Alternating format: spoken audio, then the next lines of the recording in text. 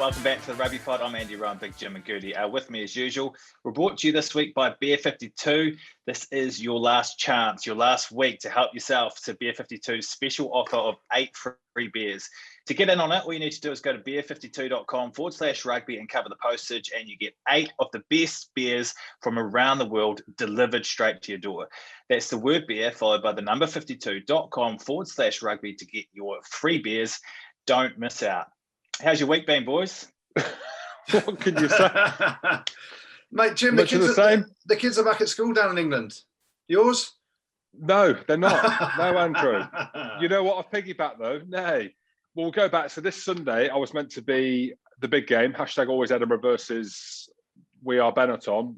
United colours of Benetton on the top, but cancelled due to China COVID. So that game was cancelled. I missed the big game. So what I did watch on social media, as we consume our life through there, and for the millions of you out there wondering, my social media time is down. Almost half, Andrew. Andrew, I sent you the screenshot. Social media time or screen time, James? Because there's a big difference. The lot, mate. The lot is halved. But what I did see on social media was, if in doubt during this pandemic, right, and you're struggling to be at home and you've not seen your family and all this carnage is happening around you, become a Rangers fan. Because apparently, if you support Rangers, you can turn up at the stadium with all your mates, screaming, Ranger boys, la, la, la, and wear a mask down by your throat, because apparently that protects COVID if you wear a mask down by your throat. And job's a good one. I'm watching that. I'm like, how's that happening at the weekend? And I'm locked at home still with the kids and can't see the family. But anyway, let's not get political about that. I'm all right. I've gone for a different look. The millions of people can't see. Those of you watching can see I've put a hat on the head and I've put me AirPods in my ears. Edgy. And it's made me think, how good are my ears, lads? How good do my ears look with this hat, Andrew? You can't see yours, but how good do my ears look? Not really, Jim. They're sticking out like the handles of the FA Cup. Well, I mean, I don't get it. I think that looks quite good.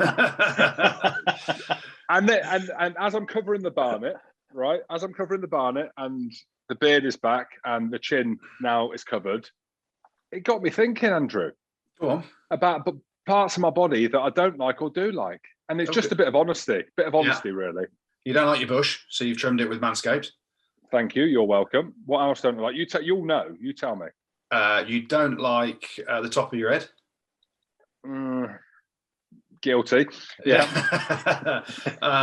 Your tiny calves. You don't like your tiny calves? Oh, I thought you were going to say something else then.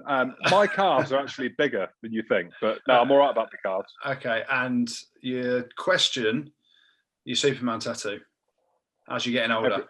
Every day.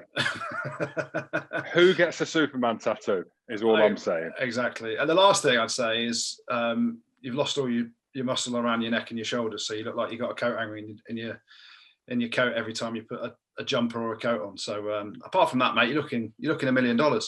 My ears look great. Andrew, yes. What about yourself? We did say that you looked better last week. Thank you, James. Anything you don't like about yourself? I mean, obviously your lid, you had that done. Who am I? I ain't judging you. I think if you get your lid done, you're a better man. You're a better man. You're a really good man. Anything else? I'll fix that. I mean, I'm trying to fix the weight. So I've got a couple of less chins this week, hopefully. How is that? Yeah, it's good. Tweaked meals, mate. Unbelievable. We do advertise the odd thing on here, and this isn't an advertisement. This is a life choice. And we talked about it a couple of weeks. Tweaked meals. It is ridiculous. I've just had How much have you lost? I've lost 6 kilos. You can't tell. What? Yeah, I've chopped my leg off. But in what window? Genuinely, I've not eaten bread for a month. I've just been on the tweaked meals non-stop, lunch and dinner. And I've dropped 6 kilos. Imagine when I can get back on the bike. I'm still on my crutches, so I can't get around too far. But I just had to control it a little bit. I had to control the chocolate intake. And I've been impressed with my mental capacity to walk straight past the treats cupboard. And hang on, let's go back. Your mental capacity is you lying. You couldn't leave your bedroom, Andrew, for a month. Your lovely Carolyn has done you a lovely favour by not delivering to the bedroom door. So, Carolyn, thank you. Yeah. Thank you. You've given us a few. Well, you've given us Ibiza with Andrew. 6 kilos. You must be stressed. Can you see your toes yet? No. I can clearly see my toes, but I did. That is amazing. I did let myself down on Saturday a little bit. I let myself down on Saturday, so I had a little wobble.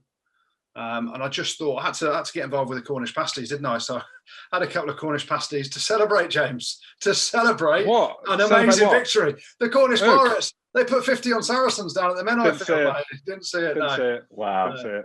So I went from tweak meals to indulging in Cornish pasties over Saturday evening because just to celebrate everything from Cornwall. How good was that result, though? Oh, mate. I mean, amazing, really. I mean, we can get into some facts about it if you want, because I didn't see it. People will say, "Oh, Saracens had all their internationals missing." No, they didn't. They had 7 internationals playing with 165 caps. Now, Cornish Pirates. Let's not talk about Saracens. Let's make it all about Cornish Pirates. We've talked on here time and time again about ring fencing and everything. It ain't going to be a walk in the park, Saracens, down in the Champo. You've seen they've lost to Ealing already in pre-season, but here's the real games. The league has started. I think Saracens are bottom of the table, aren't they? I've not seen it. As I say, you have to. All I know about Saracens at the minute is Kelly, but that's Kelly Brown's first game. Yeah. Blame Kelly. If in doubt, blame Kelly. I mean, there's been some bang average rugby players over time that have gone to the Menai field 3 times and won all 3 games they've played there. Like proper average rugby players that have gone there and never lost. That's basically me. I've played there 3 times, never lost at the Menai field. It's a lovely place, lovely people. Saracens, you've been there twice. And I played once for Saracens at the Menai field against Cornish Pirates back in the day, 2002. And yeah, we won. Of course we did. I didn't see it. Yeah, 2002. Of course we did. We won. But not this time, Saracens. Tip the slipper to the Cornish Pirates, and they're after a new stadium. They've got permission up, I believe. They want entry into the Premiership at some point. It's an amazing result.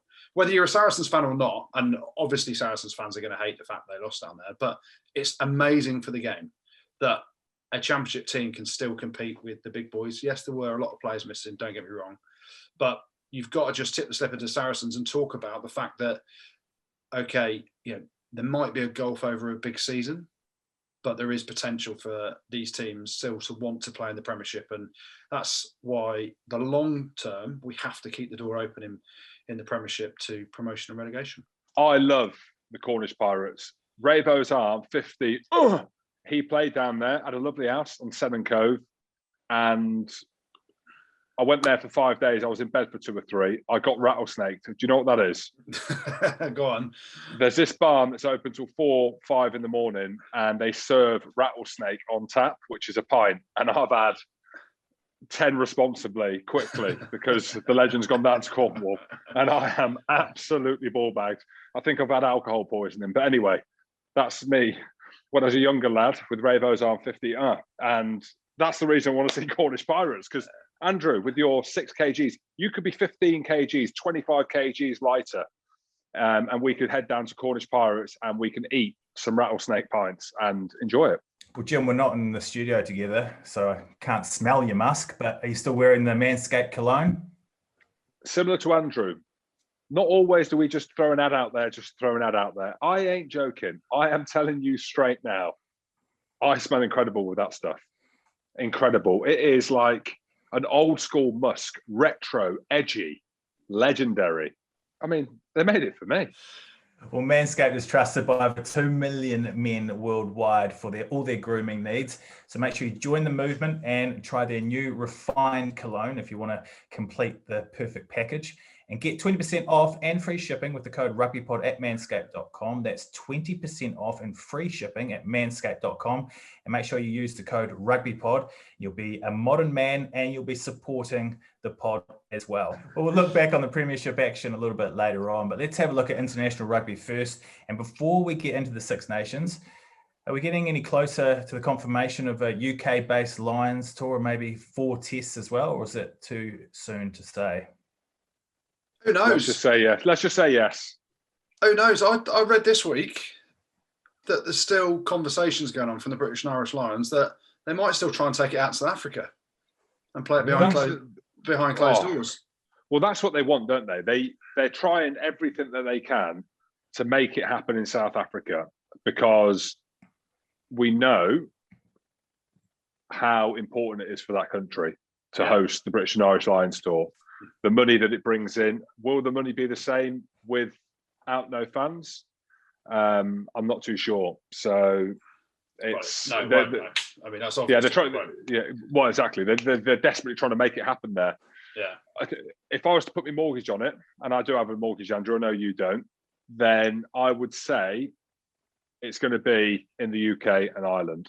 And I genuinely think it will be beneficial for rugby if that is the case for the across the board. I think, you think of the World Cup here in 2015. Should have went, didn't go. Anyway, old news. Hey, don't mention that. Yeah, don't mention it. Two-step lob against Australia. Mate, we would have absolutely smashed it. We've beaten Argentina in recent years, and who knows what happens in the final one-off game. Anyway. The problem is, though, when you say that, it would have been a two-step lob at the end. You'd have given 9 penalties away in the previous 65 minutes, so it wouldn't have been that scoreline. I would have been on the bench that game because I was coming towards the end of my career. Acceptance is the first part of it.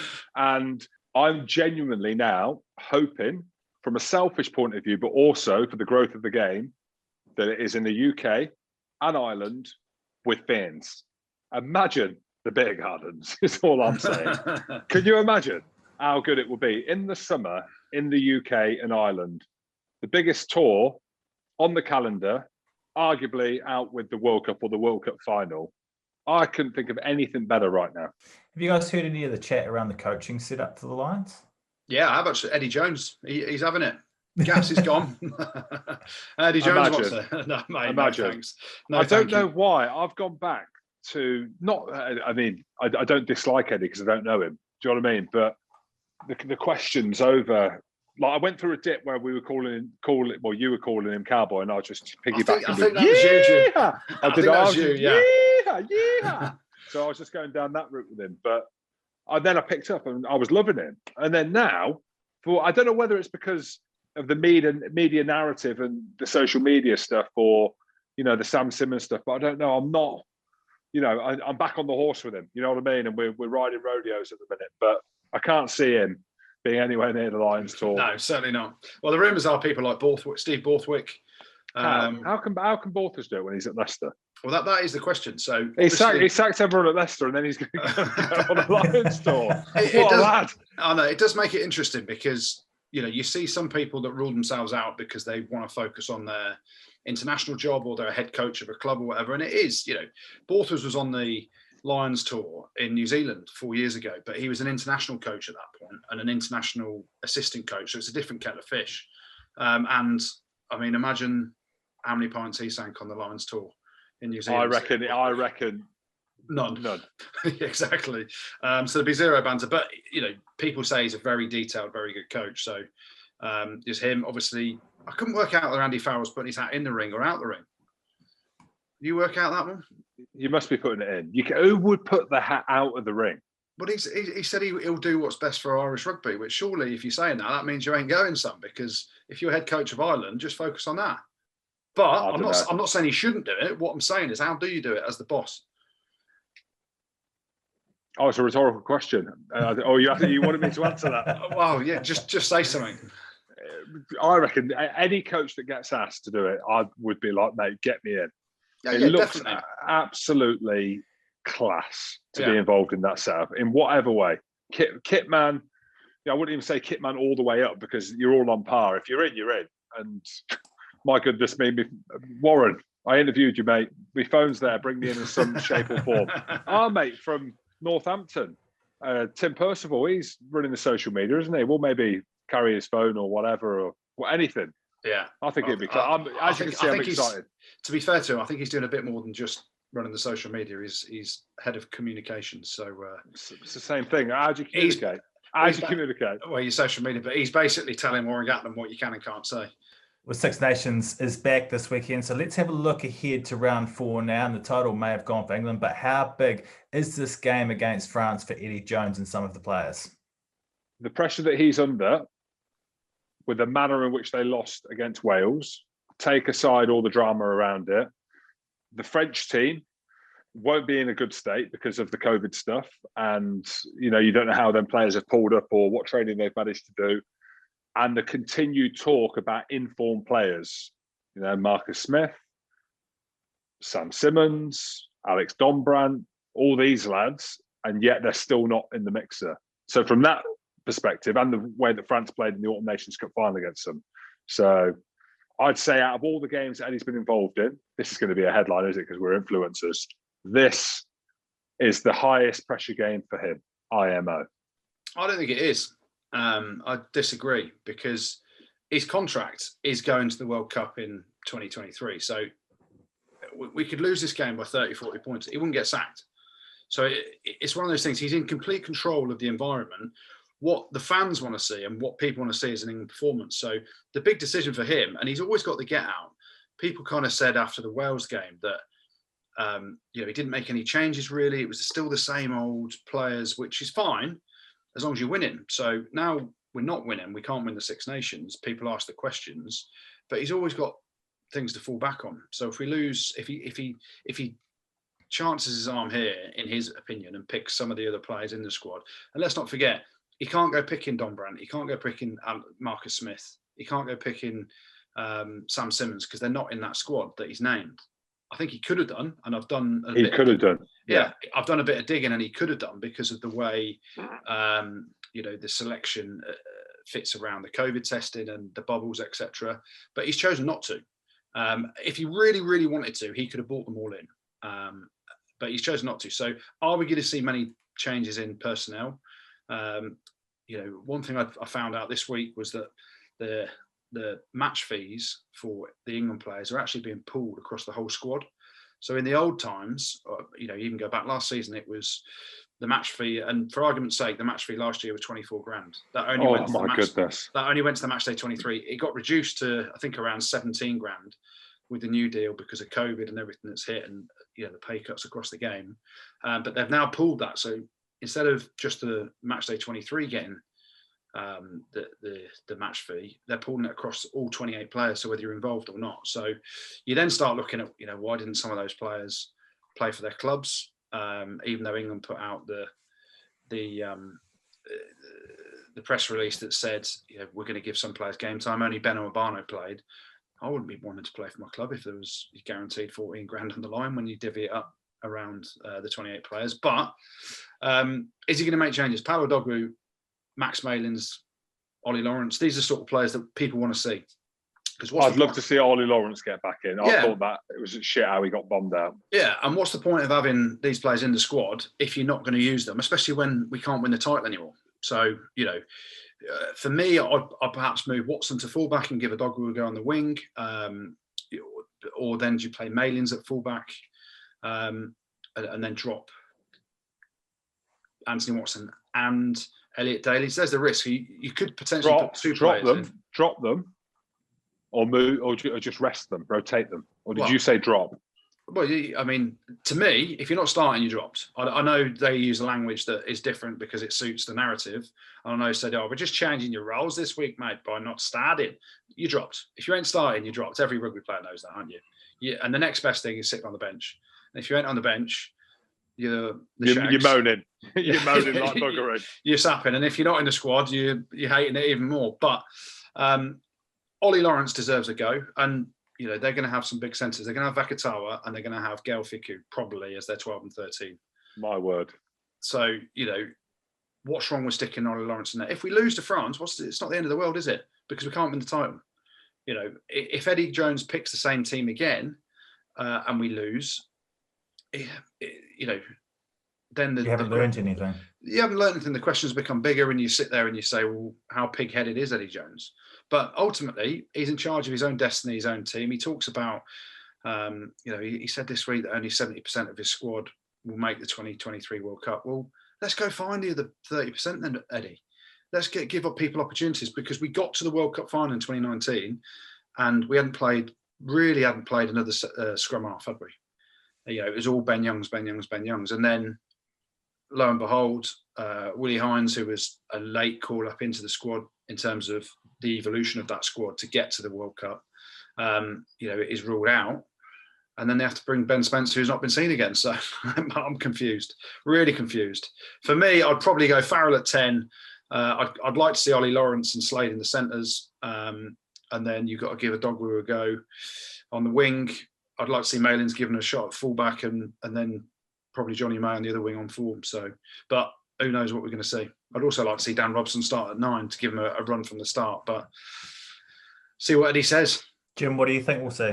It's a difficult one because regardless of what we say about England, they're World Cup finalists, they've got world-class players, and when the pressure's really on, like that game against Wales, I actually thought for 50, 60 minutes, they looked the better team, even a bit longer. In terms of the way that they played, I know Jamie George made a comment, I don't know whether I agree with what he said about the last time they played that well, he felt they played that well. It was that win against New Zealand in the World Cup. And we saw what happened then. They basically put 100 points on them. He's not actually comparing how we played against Wales to how well we played against New Zealand in the World Cup. I think it is. That's a crazy statement. I'm sorry, that's a crazy statement. It's the way that they were bouncing about. And I kind of saw a little bit about it.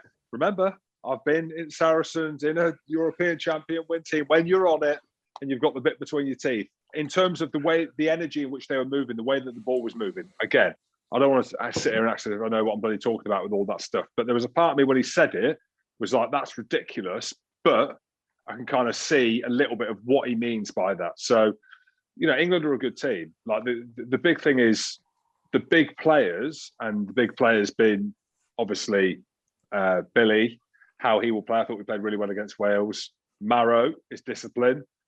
I mentioned before, I thought it was a turning point for him. I think he'll be better. Obviously, playing against France, one of the most physical teams. Mara generally plays well in big games. And then the other talking point is around Owen as captain. And, you know, Eddie Jones made comments this week saying that he's learning in the role. I mean, you know, I don't know what I'm trying to say or what I'm thinking about. All you've mentioned then is the Saracens boys who haven't played any rugby this year. But that's what I mean. But they're the backbone of the team, Andrew. Whether you like that or not. No, I'm not saying I don't like it. What I'm saying is we need to find other people because those boys haven't performed. Let's be brutal about it. That shows you how important they've been to the England team over the World Cup or whatever, and then winning Europe. And it probably comes back to the whole stuff around the salary cap. And we've spoken about the Cornish Pirates thing. But we're talking 2-3 years ago now, aren't we? I know, but also we're talking about a year of what's happened to them and the club and how that's emotionally affected these players, having not played games and not playing week in, week out. And Eddie Jones arguably leaning too heavily on this Saracens team in terms of the effect that they have overall on the squad. Do you know what I mean? You have to look at it like that when we're talking about it. So it comes back to Andy Rowe's question about how I think they'll go.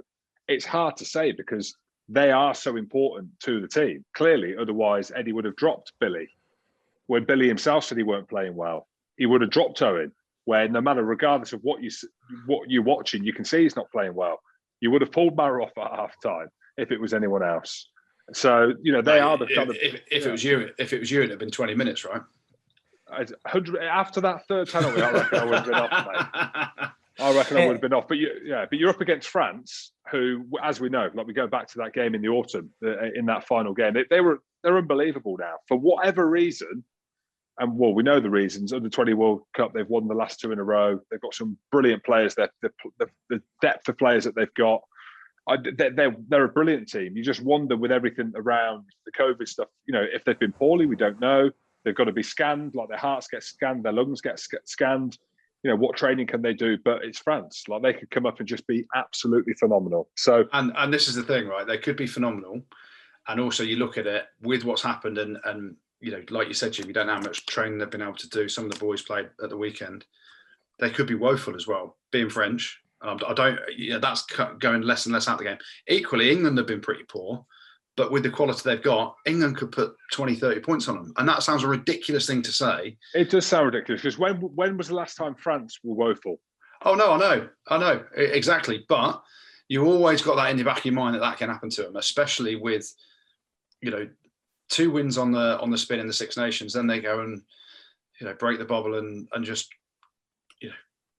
cause the drama.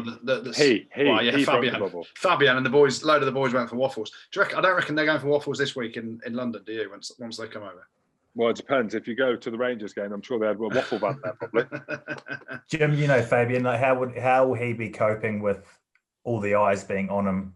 I bet he doesn't give a shit, mate. I bet he doesn't give a shit at all.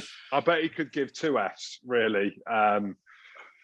Any other team, it just wouldn't happen. It's just mental. He just does his own thing. But that's what I said to you. I think before I used the analogy when I did an interview about him, that he's like this like horrible genius. That wasn't the term that I used before, but just this poison genius. That's I think the analogy that I used before. Just a really divisive guy, but just oozes charisma and like wealth. He just looks so rich. Why is he divisive? Well, look at his track record as a coach. He left Montpellier on bad terms, went to Toulon, left Toulon on bad terms, and I always had this thing with Fabian that he thought he was better or bigger than the team, and he was arguably. He would be at Montpellier, and he was getting off the coach at away grounds. I'm thinking I'm going to get mobbed. No one knows who I am. They think I'm Nathan Irons. And then next thing, everyone's screaming at him for pictures. Like, Fabian, so we're about to go into a game, and you think it'd be head down, off we go, like we've got a big game. He's there getting pictures, and yeah, we said Fabien, c'est moi.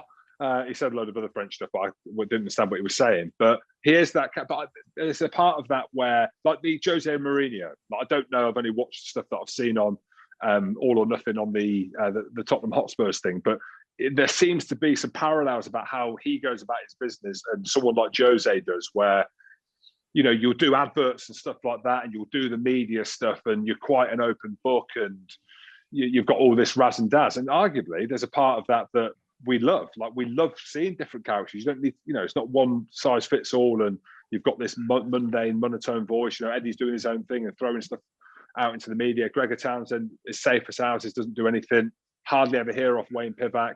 Andy Farrell does his own business. New Zealand's a closed shop. Razzie Erasmus is all about the social media as well and putting stuff out there on a documentary, and he's happy with all that. There's people are different, aren't they? But I think Fabian Galthié, that what we saw with the French stuff, for me, is kind of like, yeah, well, of course it was Fabian. Like, is he bothered? Yeah. Obviously not. I think the big thing on it is these coaches, and Eddie Jones is in that same bracket. International coaches are very different to club coaches. So a club coach has got to do it 50 weeks of the year. You literally let your players have 2 weeks off. So you've got to be understanding the energy of a group and improving players for 52 weeks of the year. When you're an international coach, you come in and you've got a short window of opportunity to try and maximize what you can get out of these players in your environment. So you can treat them exactly as you want to and put so much pressure on them in those closed windows. And I think that's where, Fabian's charisma and just his mentality comes out. It's all about him. I think in a club environment, it's very different. You can see there's a bit of jealousy there because everyone wanted Fabian's picture and not Jim Hamilton's. But, same with Eddie Jones when he was at Saracens. He was shocking. You speak to the boys that were at Saracens at the time, the coaches, it was horrific to be in that environment 24/7. 52 weeks or 50 weeks of the year. So some people suit international rugby, some people suit club rugby in terms of coaches. And like the thing that amazes me the most is around this whole COVID situation and what France have done. Let's not forget, the European Champions Cup got delayed and postponed and changed this year because France said we can't go to those countries because of COVID and everything like that. And then shows the power. The power. And then all this stuff happens in the France squad and all the COVID positive tests, which isn't great. And, you hope off the back of it, everyone's fine.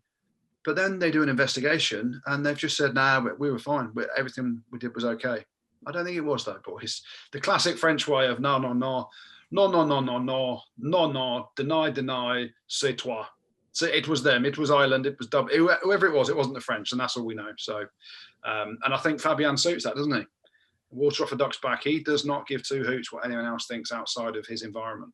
Well, we can have a chat now with the man who knows just what it's like to be under the microscope as France head coach. Philippe Saint-Andre joins us. How are you, mate? Yes, very good. Hello, everybody. Hello, Philippe. Great to have you on here. Bonjour, ça va, mon ami? Very well, Andrew. You look fit. Oh, you look fit. Well, Philippe, 6 kgs.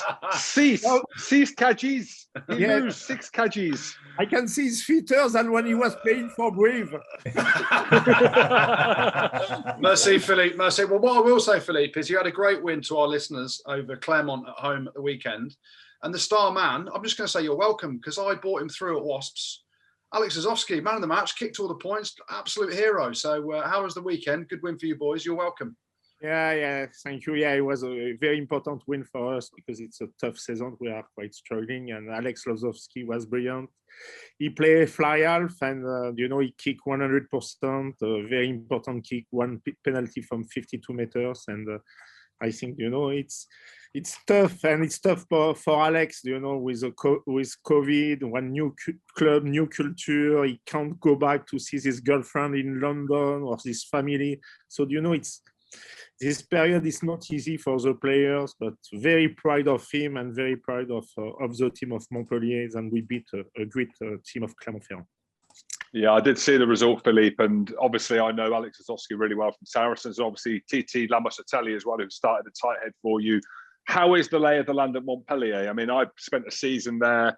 I've looked at the changes both before when Ollie Smith, I don't remember, the Leicester centre played there years ago, all the way up to kind of when Nathan Hines and Vern Cotter were there. And I was there with Fabian. There seems to be a club with a rich history, but also with a lot of changes. What is it about Montpellier that there are so many changes with the club over the years? Yeah, I agree with you. I think, Montpellier, it's a great town and a great city, but in top 14 is the youngest club, because the history is just 30 years of history. And also we have a chairman, Moed Altrad, very successful with his business everywhere in the world.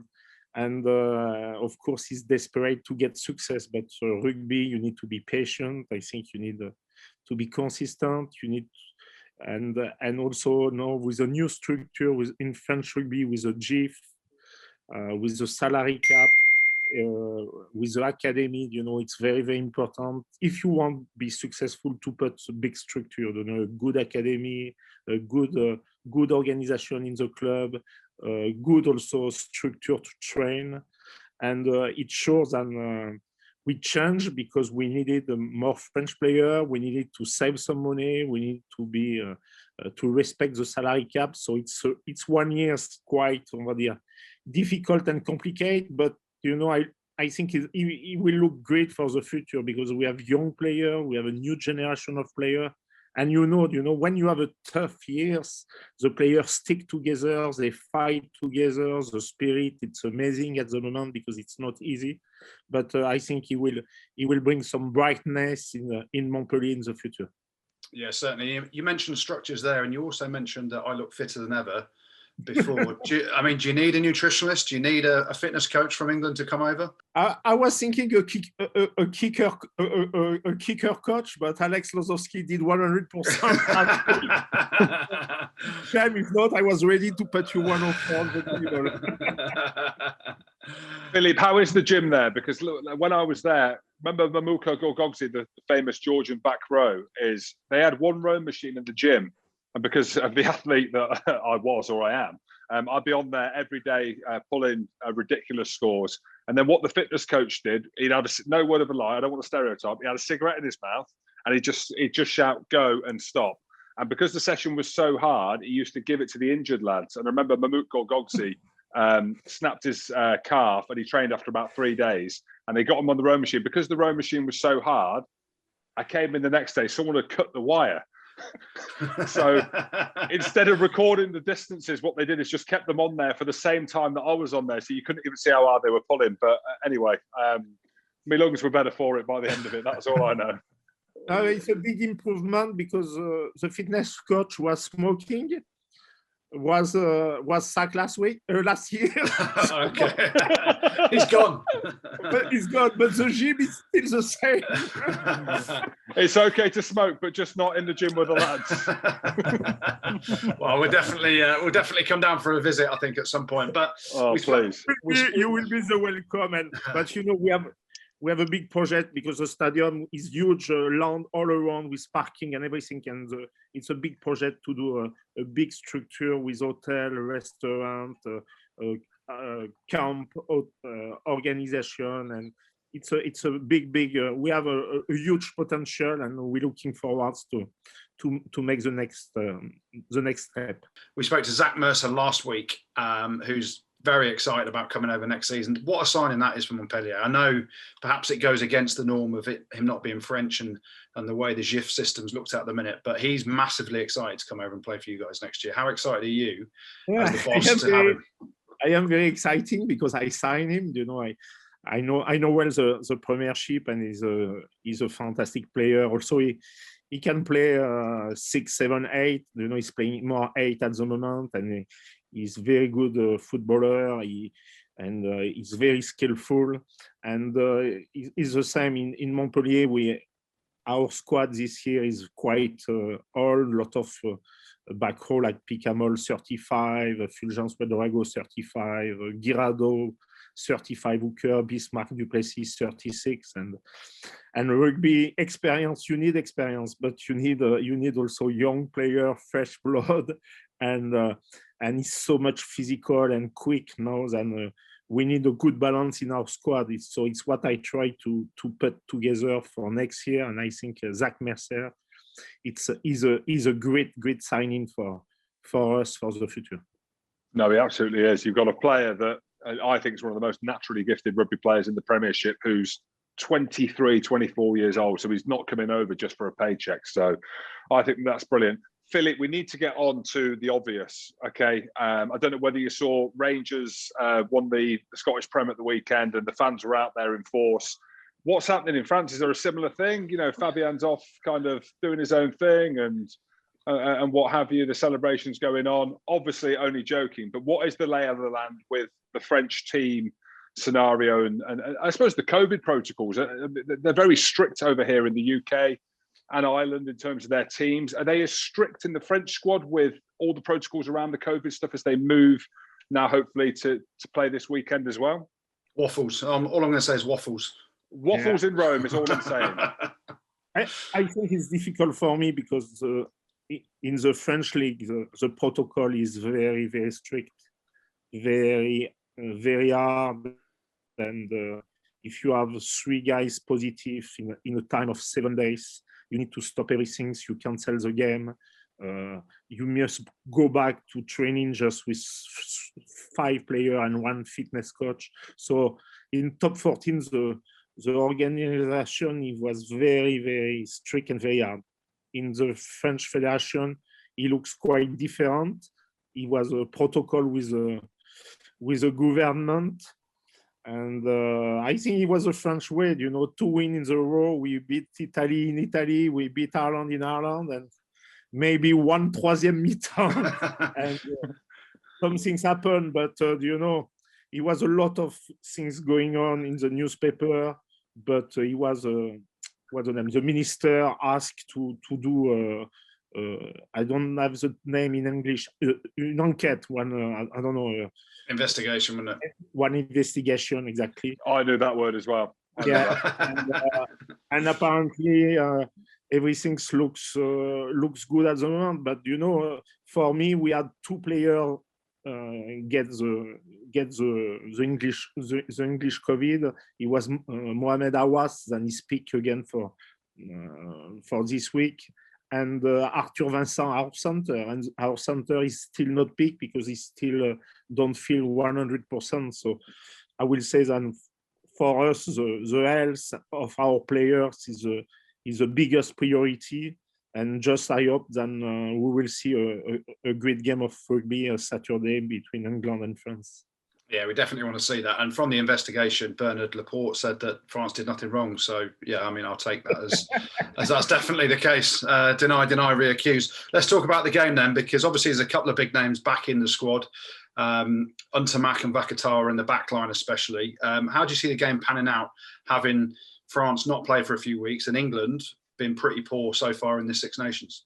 Yeah, after to play in Twickenham, it's all the time tough. After it will be with the stadium empty. So I think the difference of the public is a huge part of rugby also in Twickenham. After, for me, the big question is to know our players like Antoine Dupont, like Mohamed Awas. They were 11 players. He was a captain also. Olivon had the COVID, so they didn't play for nearly 3 weeks. They didn't train during 10 days because it was for 10 days they needed to be off, and after they had a checkup with the heart and everything. So it will be just to know the fitness level of this French team. But after, it's so much talents in our squad. They have the winning habit also. It's new for a French team for maybe 15 years. And the confidence is there. So against a team like you say in England, or the discipline is poor and they don't play very, very well, I think French have a good opportunity to win this game. You know? Yeah, well, we saw in the Autumn Nations Cup, arguably French third team / second team played so well against England. I wanted to chat a bit about Shaun Edwards, because on this side of the pond, all the talk is around how well France are doing with the players, the young players that they brought in, but also the Shaun Edwards effect. We were hearing a couple of different rumours. One, watching them, how well they're playing, but secondly, about how some of the players struggled with his way of coaching in terms of being quite strict. He's obviously done amazingly well with learning French. You're obviously smiling. Have you heard anything about how the culture shift for some of the players with someone like Shaun Edwards has been for them? No, I think, to be honest, he's doing a great job. After, he has this way, all the coaching are different, because you need to coach with your personality. But what Fabian Galthié he brings a squad of coaching top quality, because they have also William Servat for the line-out, for the scrum, it's a line-out coach also. It's a Labit for the backs. And Shaun Edwards, I think he's doing a great job. I find, much the attitude in the contact area are much better. The guys are very aggressive on the tackle. Sometimes also they go and they attack the ball, and this is something that Shaun Edwards, bring. When he was in England, but also when he was in Wales, and also, this team is confident, is young, is talented, they communicate well, and to be honest, you can see that nearly 50 or 60% of the tries they come back about turnover. So they are disciplined, they are good in defense, and after, they are so quick and so talented with the backs, and each time in one turnover, then they had the opportunity to kill you. They did, In Ireland 3 weeks ago, we didn't have too many balls, but they have the opportunity twice to come in the 22, and they score 2 tries. And this is the quality of Ntamak, of all this backline, Vakatawa, Gaël Ficou. We have so much talent in these French backs, and it's amazing, Yeah, it certainly is, and I bet Shaun Edwards didn't go out for any waffles or go and watch his son play rugby and break the bubble. But we won't go there again. Tell us about the backs. Obviously, from your perspective, that's where you made your name. You scored that wonderful try at Twickenham. You must have some amazing memories from back in the day. But for me, who's going to start at 10? For Jalibert has gone exceptionally well. Ntamak's just come back into the squad and he was first choice. Will they throw Ntamak back in? I think so. I don't know. I think so, because Jalibert this week played fullback for Bordeaux. He didn't play fly half, he played fullback, but he was great and he kicked very well. But I think Fabian Galthié, he won't put one scrum half and fly half than play the more often possible before the World Cup in France, and also because Antoine Dupont and Romain Ntamak, they play together in Toulouse. I am sure that he will start to play with them, and also Romain Ntamak played this week against Brive during 55 or 60 minutes. So I think he will probably start with Ntamak and put put back Mathieu Jalibert the last 20 minutes. But for me, the big things for the French team is that Virimi Vakatawa is back. You know, he played this week with Racing against Toulon. He was brilliant. The first ball he touched, he scored a try. Every time he has the ball, something's happen. So I think, you know, he will have a Fiku Vakatawa in the midfield, and this if the French team have some ball, it will be very hard to defend against them. Absolutely. Philippe, before you go, we were just talking about the Lions tour and where it's going to be, UK and Ireland. Hopefully it's going to go ahead with fans. We're not too sure, but I wanted to just touch on the World Cup in France. I don't know whether we'll speak to you in the next 2 years. We probably will, but how big it is going to be for the country of France to be hosting another World Cup. Obviously, the last one in 2007. I don't know if you remember, but I was there. We beat Italy, was with the World Cup final for us. But as a country, obviously a rugby country, the French team are doing phenomenally well, and they're clearly building up to be winning that World Cup. The first game against New Zealand, but from a country perspective, and I just want to build the excitement for the millions of fans that are listening who might not be able to go on a Lions tour and will be looking forward to World Cup. How big is it for France, and how big is this tournament going to be in a couple of years? I think huge. Do you know why? Because first, all the stadium are peak, and all the game will be in some fantastic stadium. Also, everybody are fed up to stay at home and to watch a game of rugby, not in the stadium, but in front of your computer or on your TV. And to be honest, I have so many friends also are not very interesting of rugby. Send me SMS and email and say, could you get some ticket for the World Cup? I think it will be huge. And also, is the first time for a long times, and it's a big hope for the French teams, and I think we can compete, and we will be in the top 3 or top 4 favorite of this competition. So you know, just we need to find a way to kill this COVID and to have some beer and to have the atmosphere of rugby. But I think the World Cup in France will be huge, because you know, our country, I think it will be sunny, the beer will be fresh, and the atmosphere will be amazing. All the stadium will be completely full, and I can't wait. You know, I'm looking forward to be in this World Cup and to watch some good games. Just finally, Goodey touched on it earlier. You mentioned the try at Twickenham. What are your memories of that situation? Can you sort of talk me through what was going through everyone's head when you decided to have a crack from there? Well, it was long time ago. I don't think so. You were born, 1991. The image was black and white. You know? What I remember, I was young, and I played with a backline. Blanco, Sela, Frank Menel, Canberra Barrow, Berbizier, all had 50, 60, 100 caps. And me, I was the baby in this team, you know. And he was a missed kick from the fullback of England, and it was Pierre Berbizier, Blanco, and me, and I think, well, we will put the ball and play the 22, and Blanco asked the ball to Pierre Berbizier, and he started to counter-attack. So I say, why not? It's a French flair, you know.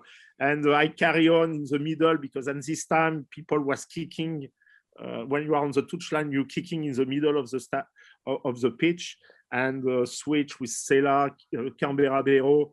And after I ask the ball, he kick, and just before I catch the ball, I say, if I drop this ball, because I think it was my second or third caps, it will be my last cap. Last one, yeah. Last one. I catch the ball, and we score the try, and it was great. We scored 3 tries, but it was shame because England won the Grand Slam 21-19, you know. But yeah, it was, and it's funny because each year it's England France. I can see this try again because people, what's the name? Fine, it's one of the greatest try in Twickenham, you know. Yeah, it certainly was 30 years ago, mate. That's a long time, but your hairline's still the same. Like you didn't have any back then either. Last thing then, who's going to win at the weekend? England or France? France by 2. Crazy. Oh, Philippe, you're a crazy man. I think it's going to be more. Philippe, thank you so much for coming on the show. Best of luck with Montpellier, and hopefully we see some more of that French flair this weekend. Take care. Bye-bye. Yeah, we always joke around and say, top bloke, he's a legend, isn't he? He's hilarious. Wow. He's done everything in the game. He won the Premiership over here, loves the banter. What a bloke. Love having him on. Yeah, he's great. He is. I smile every time he's on. Genuinely, I smile every time he's on. I think I might have called him Amen, my sister, but I couldn't think of my brother. What sister? I've said Mon frère. What's Mon sister? Mon brother? Well, Mon frère is my brother. Oh, is it? Mercer is my sister. Oh, is it? Sorry. Mercer. M-A, and then Sur is my sister. So well done, Jim. Bit of franglais came out on you. It's weird because with him at the helm in Montpellier and knowing about my experience with Fabian, the absolute cowboy, it makes me desperate to go back there. I don't know in what capacity, but it makes me want to go back there. The reason I brought up the World Cup was because we will be back there in some capacity. And I think as the excitement builds, we've taken a year off our life. I mean, I look like I put on 5 years myself, so I'm about 32 now. But how good having the World Cup in France. And if they carry on doing what they're doing in terms of the national team, but you've got people like Philippe as well in charge of some of the clubs, it's going to be wicked. Scotland, Ireland, Jim, it's been a while since your lads played. Any chance that they'll be undercooked or maybe even lost a bit of momentum? It's a hard one to call again. It is. Like the Exeter lads played, so Hoggy and who I thought played really well for Exeter at the weekend. Johnny Gray scored a try. He looked like he was going slow-mo over the try line. So they've got a bit of game time. But yeah, I think the wind in our sails was taken by the French game being cancelled. Obviously a fallow week, Prem week this week, so last week.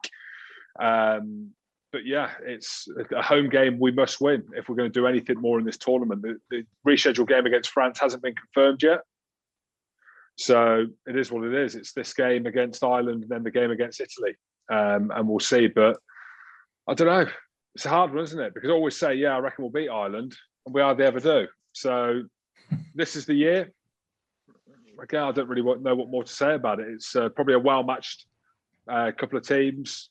You look at the performance against Wales from a Scotland perspective. We actually played really well. Could have won that game. Xander Ferguson got red carded, which we now all believe that it should have been a red card. There was a lot of talk after that, but was it a red card? Wasn't it in the public Twitter social media domain? And we all agree that it was. So Scotland were a good place. Let's just reiterate to the millions of fans out there, we've got a good team. We've got even the third choice hooker, George Turner, fantastic player, with Fraser Brown, Stuart McAnally being injured.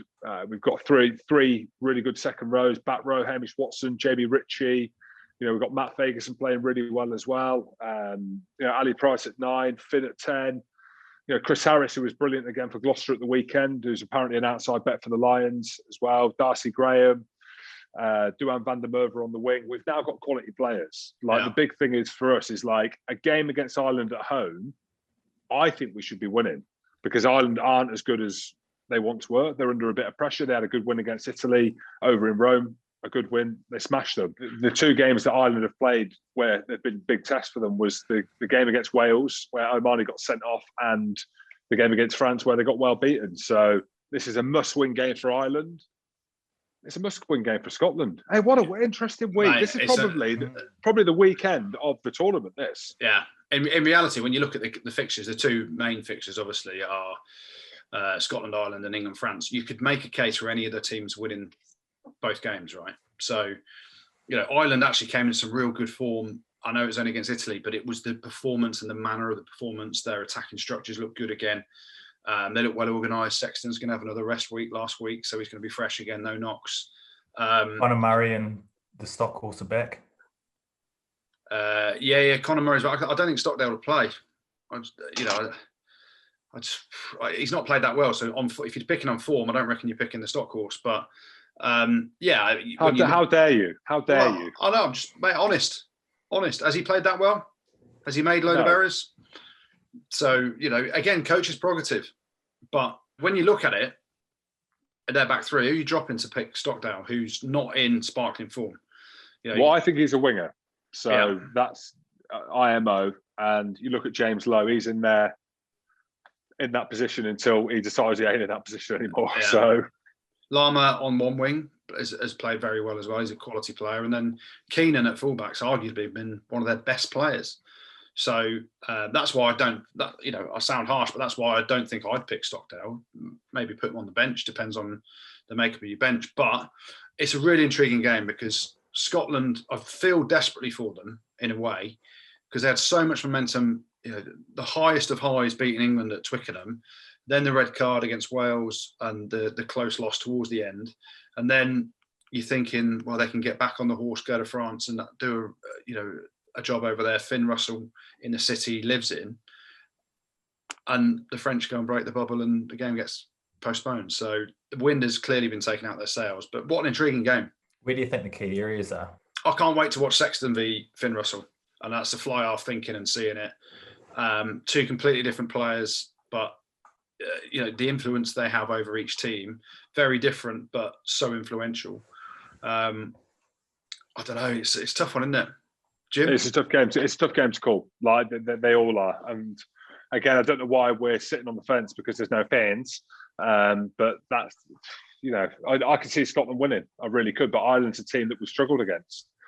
So in terms of the physicality, the power play, CJ Standard, the way that he carries the ball, the whole tight five of Ireland, whoever they pick, Cian Healy, Ty Furlong, Porter at tight head, James Ryan carrying the ball, Tyke Byrne, who we could have talked up a couple of weeks ago. We didn't. He got he's a wicked player, whether or not he plays six.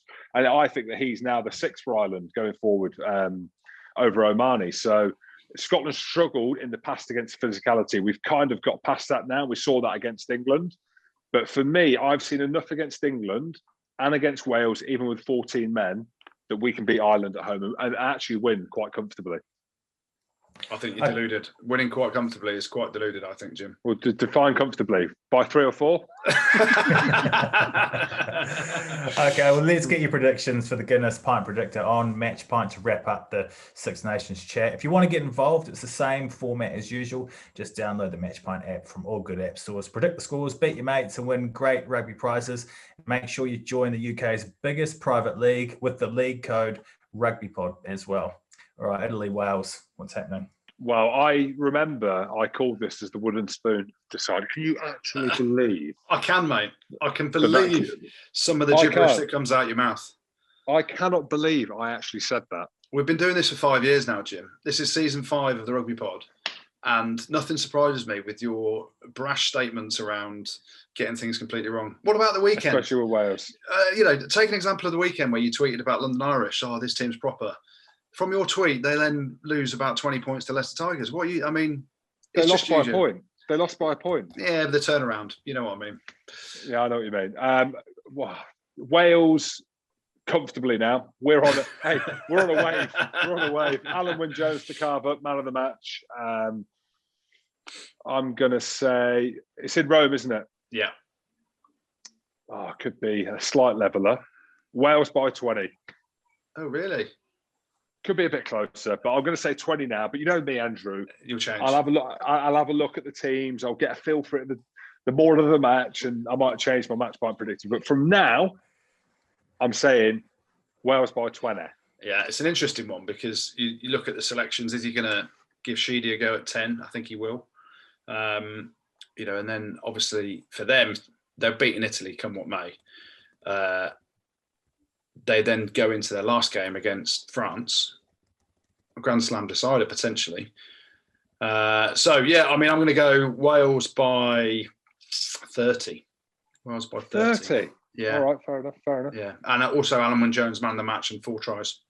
Here. England, France. I can't do it. I can't say France to beat England at Twickenham. I just can't. I can't bring myself to say it. I believe in Eddie Jones. I believe in everything that he's done. You're a liar. I believe in his selection policy.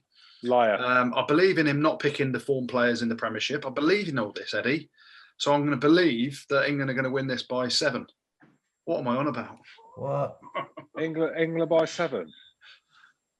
You haven't got a clue, mate. You haven't got a clue. May well. That may well be the case, James. I'm going England by 8.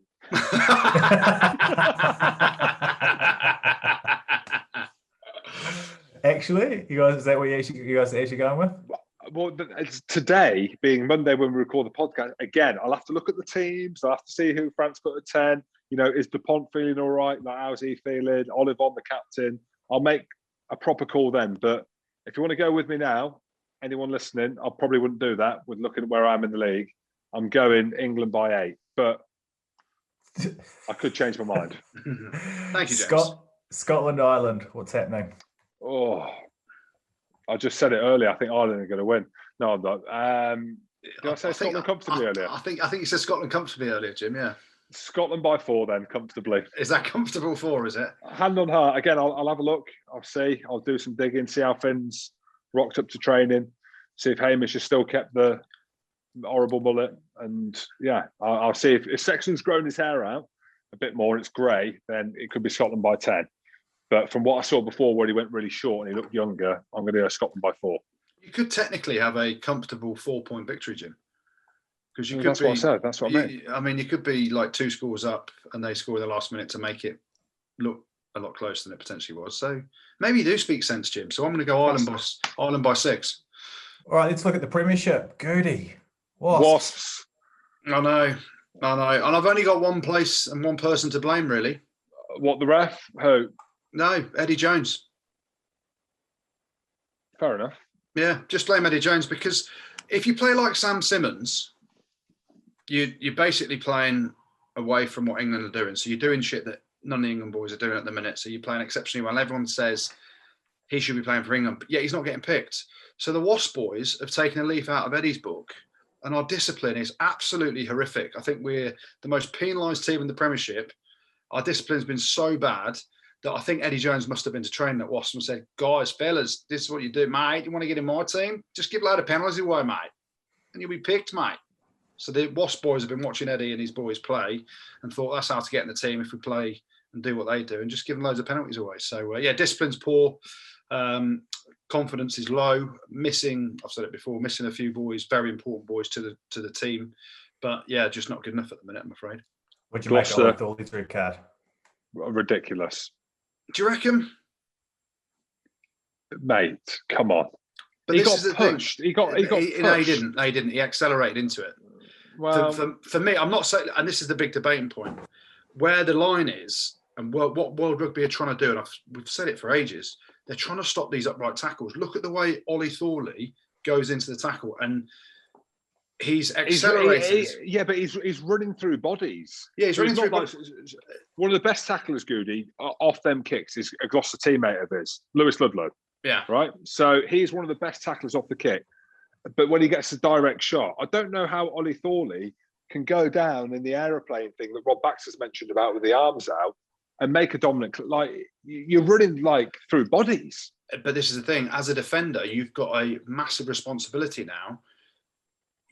Like you're talking then about how you make a tackle. You have to steady your feet. And what he does is he accelerates into it, chest up, head up, and there's a head collision. Now, the letter of the law, it's a red card. The players have got a responsibility. And this is where I talked about a few weeks ago about the line speed.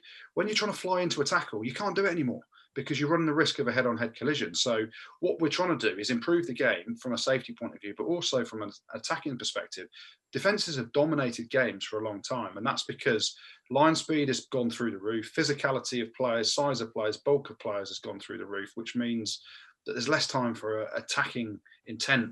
You know, first receiver's got much less time to scan and see what's around. So we're trying to effectively depower the defence a little bit to allow us to see a more attacking game, get away from this box kick thing as well. And by doing that, the defenders have to change your principles. So flying into a tackle at 100 miles an hour, you're running the risk of a head contact. And yeah, well, you're right. Yeah. No, sorry, good. I didn't want to cut you off. Sorry, go. Yeah, and therefore, that's what these. Therefore, that's what World Rugby has looked at, and the players have asked for this. Let's not forget about that. So the players can't really complain when you're giving out red cards. We, from the outside, can look at it and go ridiculous, but we're not on that inner sanctum, that inner circle of what the directives are from World Rugby that have been guided by the players. We had Wayne Barnes on it last week. He's saying they've got no choice, and we saw Hepatima's one. Look at Hepatima's tackle technique compared to Ollie Thorley's. Very similar in terms of the body shape that they hit the contact with. Hepatima's, he's thrown the shoulder a bit, but if you look, they're trying to stop this upright chest out tackle technique where you're going to see head collisions a lot of the time, and that's what they're trying to diffuse. So there is going to be a bit of pain along the way around it. And Ollie Thorley, is he a nasty player? No, he's test match. What do they call him? 110% or something, whatever his nickname is. He's never been carded. Yeah, he's full speed all the time. But unfortunately for rugby players, you can't do that anymore. With the power they've got, that's what they're trying to depower the collision base around trying to fly into contact as much as you can.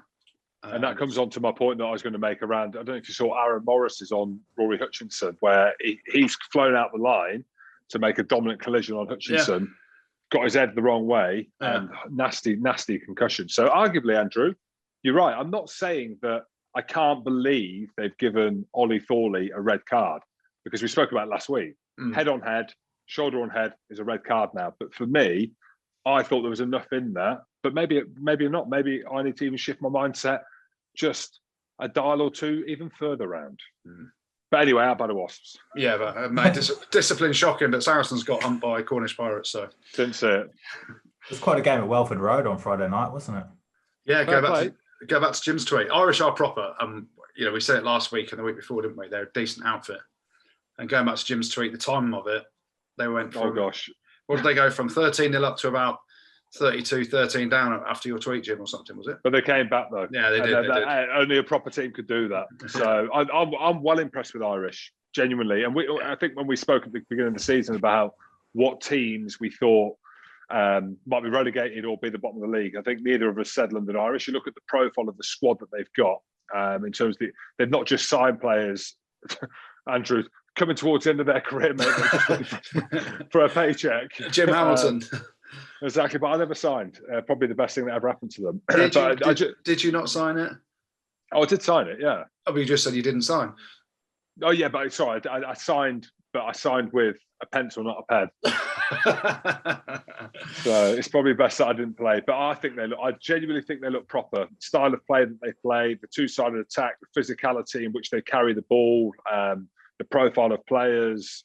Paddy Jackson is a top-class 10. Every scenario he's in on the rugby field, he looks comfortable. So he's obviously a huge player for them. And yeah, like we spoke about it before a couple of weeks ago, the strength and depth that they can bring off the bench. So they've got a mix of it's weird, isn't it? Not weird. Loads of the best players have come from the London Irish Academy, haven't they? So you forget that London Irish have got a big rugby school, and not rugby school up in Rugby, but a big catchment area where there's a lot of very good rugby schools, private schools and things like that feeds into them. So they have got a history of across Surrey and places like that where they've got some good talent there, and they nurture it very well with their academy.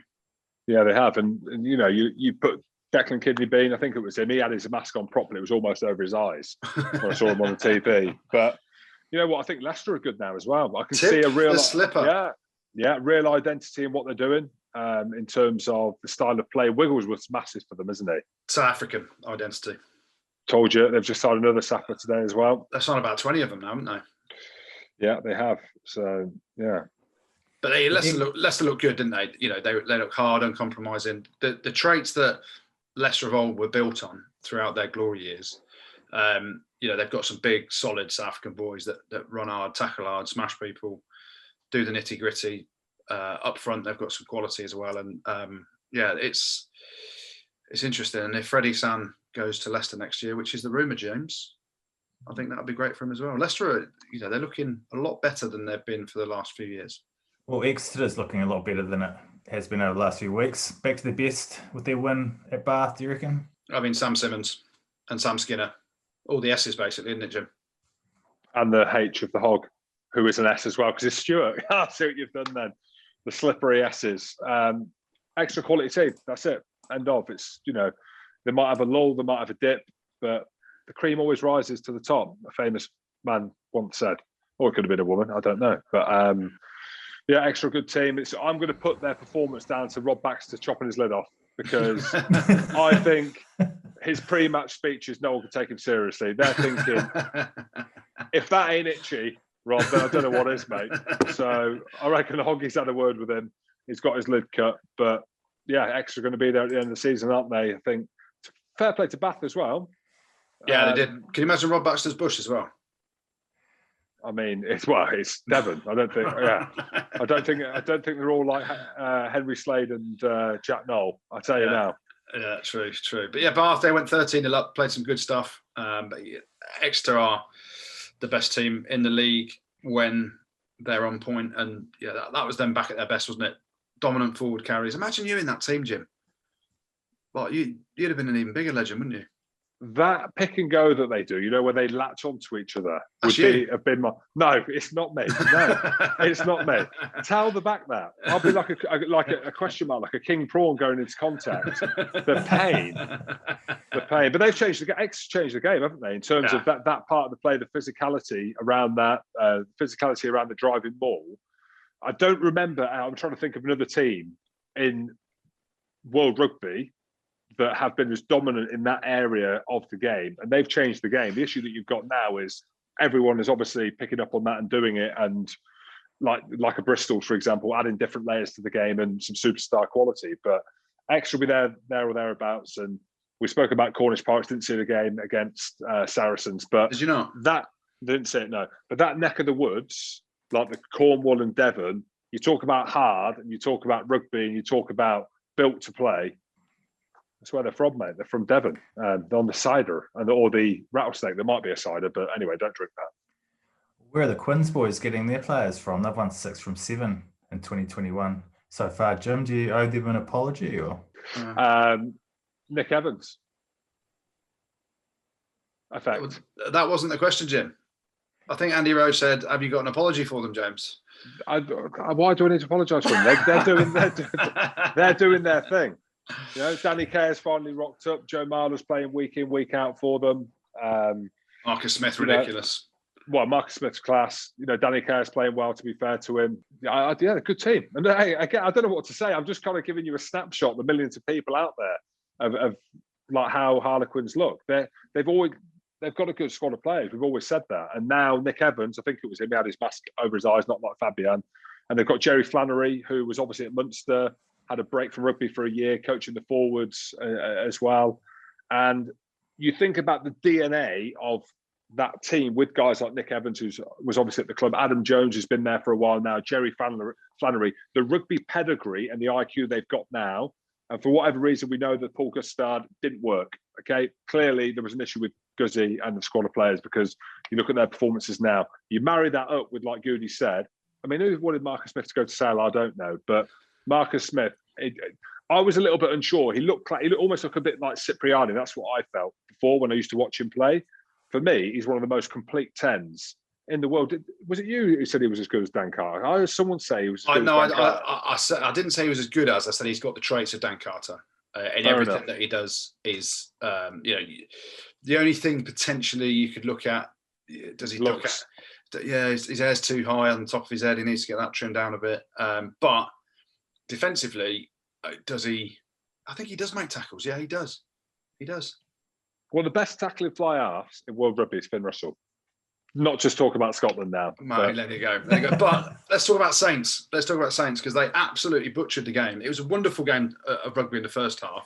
Saints, they have Quins down to 13 men. They were 11 points down or something. Quins have got 2 in the bin. They've got a scrum. Pick and go. Mate, they've got a scrum 5 metres out from the try line. And Harlequins have got 7 in the scrum. One of those 7s are back as well. So 6 forwards in the scrum. And they try and do a 3-pass play out the back. What are you doing? And then all they do is just chucking it around for fun, trying to find a hole. Clueless. And I tweeted it, and I felt a bit harsh saying clueless, but they were. You'd expect a team, and I think Chris Boyd said it, and I love Chris Boyd, coached me at the Sharks back in the day. He'd have been tearing his hair out, because it's all very well doing the fancy stuff and chucking it around. Like you play touch when you first go out at training. And everyone's just throwing it around everywhere. That's how they looked on the field when they were playing against 13 men. Like it was fitness games at the weekend. You're just trying to stretch a team, when that wasn't how to win that game. They could have won that game, Northampton, with 15 minutes to go.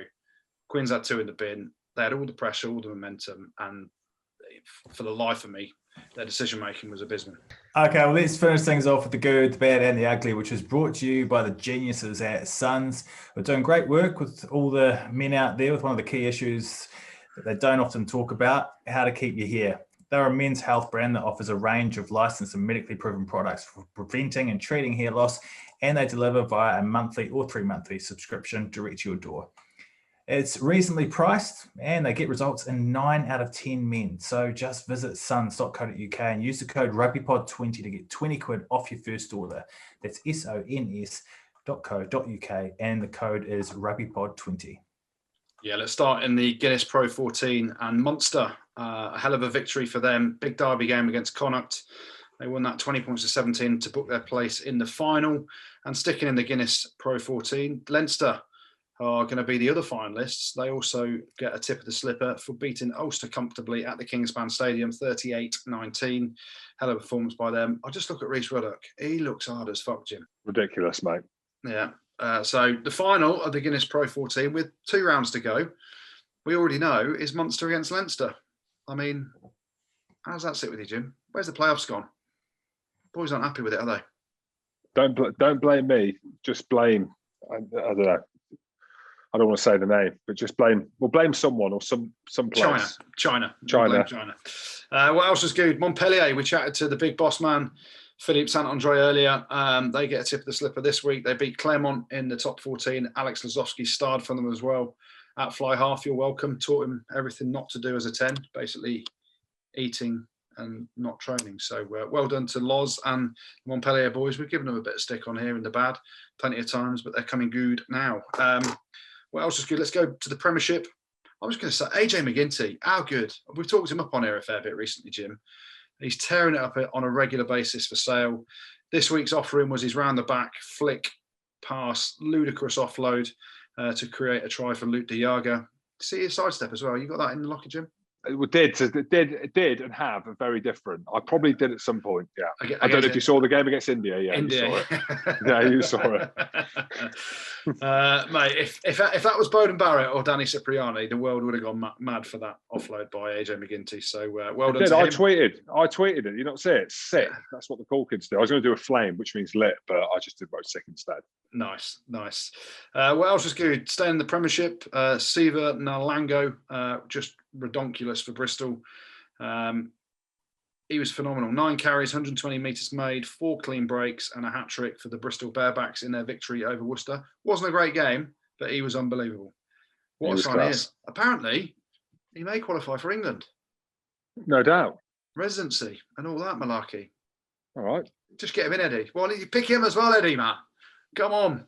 What else was good? Exeter, back to their best. They came back from 13-0 down to get their biggest ever win at the Rec. Sam Simmons was phenomenal again. Outplayed Toby Faletau, international number 8. Sam Skinner was very good. And another Scotsman, Jim. Big bad Johnny. The Hog Strike, yeah. I mean, Johnny Gray. Okay. Yeah, Johnny Gray. And Hoggy, actually. I'll throw him in there. So they played particularly well for Exeter. Back on the horse and back winning again. But the good this week, I mean, I say this with a smile on my face. I always try and shoehorn one of my old teams into the good, but I couldn't manage it this week. I could have mentioned Leicester. You know, that was a good performance. But you've gone with Gloucester, haven't you? Very similar to Jim Hamilton. Jim Hamilton played for Scotland because he had a Scotty dog when he was younger and his nan had tartan curtains. I have eaten a lot of Cornish pasties in my time, so I'm going to claim to be from Cornwall. I'm going to claim to be Cornish. And the good, I just said, I play for the Cornish Pirates. I must have done at some point. I'm Cornish. The Cornish Pirates absolutely hosed Saracens 50 points to 17. It wasn't 50 points to 17, Jim. It was 25-17 down at the Menai Field. No bonus point for Saracens. What a victory for the men of Cornwall. The great county of rugby that is Cornwall. The great Cornish pasties. You think of everything that's come out. Amazing. What a victory. Cornish Pirates. They've shown it's going to be no easy ride for the Saracens boys in the championship. They want the new stadium. The planning hopefully has gone through, is going through. They're going to build it. You bring Saracens to Cornwall, international players or not international players, 7 internationals they had. Some quality players have been down there and are unbeaten down at the Menai Field, not the Saracens boys. So tip the slipper this week to the Cornish Pirates. They get the good this week. I didn't see it, and I don't know whether you can say Pirates anymore, but congratulations to the Cornish Pirates. A few bad things. We're going to start off with France Rugby, just as a whole, really. They did their investigation. And surprise, surprise, they did nothing wrong.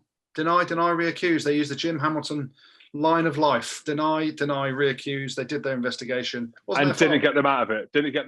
Yeah, it did. It there worked. You go. It works. There you go. So that was pretty bad for me. We're going to stay in France. And Jim, we're going to go to your Twitter timeline for this. But Thibaut Flamont, who used to play at Wasp last year, he did a Johnny May and jumped over the Brive defensive line for being tackled. So that gets a mention in the bad.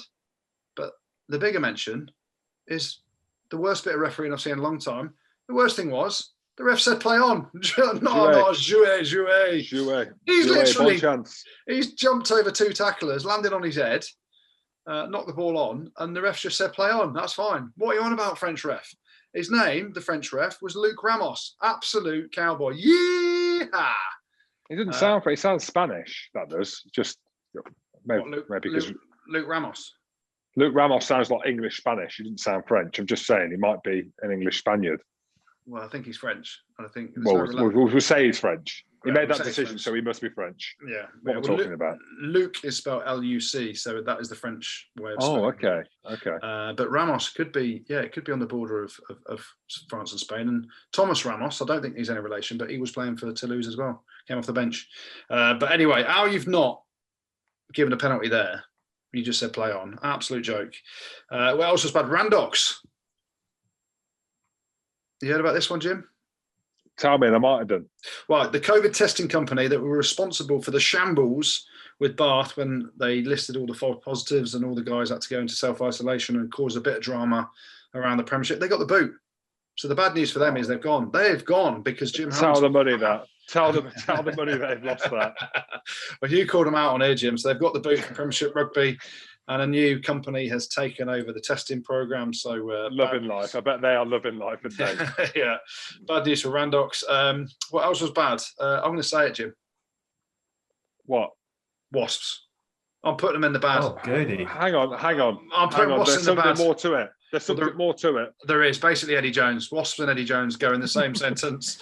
Most ill-disciplined team in the Premiership. Lost again at home. Not good at the minute. Eddie just... Actually, I have heard. You can't blame Eddie Jones for this. Just go straight and just say Wasps. You're playing crap at the minute. Yeah, Wasps and Eddie Jones. Wasps. We'll just say Wasps. So Wasps, you get to mention the bad this week. But James. Andrew. Only one place the bad can go this week. And you know exactly where it's going, my friend. I put Wasps in, but Wasps don't win it. The team that wins the bad this week is... Don't say Saracens again. What have they got to do with anything? Saracens, mate. Saracens. You can't go down to the Menai field with 165 caps and 7 internationals and just rock up like you're going to win on your private jet. No. But you've given good to the you've given good to the Cornish. Can you say it, Pirates? Like, so you can't piggyback and go bad. I can, mate. Off the back of what France have done, you cannot give Saracens the bad. Well, unfortunately, Jim, as this is my segment, I am giving them the bad. They've gone down to the Menai field. They expected to win with whatever team, and it was a strong team as well. You look at some of the Premiership selections that they had last year. So the bad this week goes to Saracens. They had their tail between their legs, back on the private jet, back to all their houses in London. Well, they were comfortable when they got home. Yeah, not so much, lads. The Championship is a tough competition. And you've not started on the best footing, but the bad this week goes to Saracens. The ugly, plenty of ugly, 5 yellow cards and a red handed out by Frank Murphy. And I'm also going to mention... Oh, yes. I'm also going to mention another notable issue here with Frank Murphy. Good-looking lad, loves the hair dye. I've got to call out all the hair dye production companies in Ireland. Because there's a mass shortage there, because Frank's just showing so much grey up the sides at the minute. Yeah, he's gone for the zebra, isn't he? He has gone for the zebra. But yeah, he dished out 5 yellows and a red, which was pretty ugly. Not him, just some of the scenes in that game between Leinster and Ulster. But the ugly this week has to go to Terence Hepatima's red card. Just a crazy challenge. He said sorry on social media, which I get. But throwing your shoulder into the face of Van Beek there, really not a good look at all. Players have got to learn quickly. We keep saying it week on week, but players ain't learning, are they, Jim? He's got a tattoo on his neck, mate. I ain't saying anything. I ain't saying anything bad about that man. Guy's a legend. And I'm sure he's very remorseful and he's going to be the best player in the Prem, hard as nails. Thanks, Goodey. Thanks, Jim. Thanks, producer Tim, and thank you very much for listening. Don't forget to hit subscribe on whatever platform you get your podcasts on. Leave us a review and check us out on YouTube as well. Come on, France, Scotland, Rugby Pod. Pod.